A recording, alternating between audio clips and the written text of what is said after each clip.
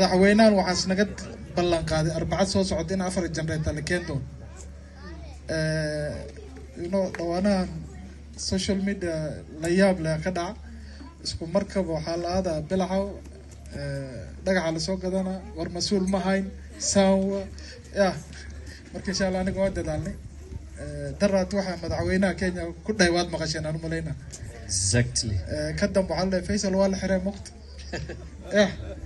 magaalo soo gashay aniga horta markaan hadlaa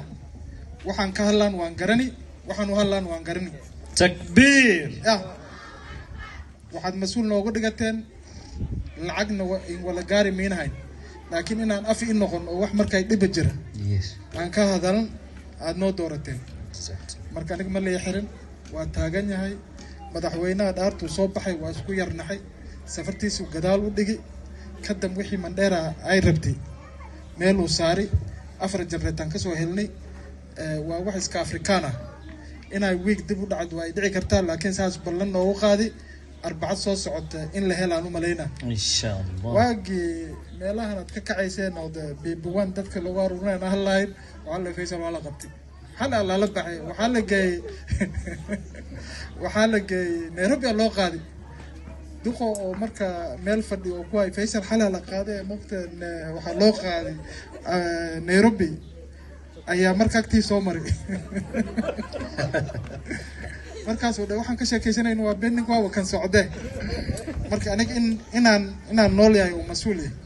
wixii dhibin go ah waan ka hadli haddii iska dhaaf hatta dan kursi ka bax waqti kursi ilaahay baadi wax banaadanaas dhimaha hadduu ilaahay maad xukum inaan ka dega mas'uulnimada maanta hay haddaas dhib Mandera ka jir wali waa un ka hadli doonaa mana guurin waa degan yahay korontilaana dayahay way haysa haday kaneecad waan wala qaybsanaynaa marka insha Allah intaas ugu ogaada maamadu waxay dhaatay dadka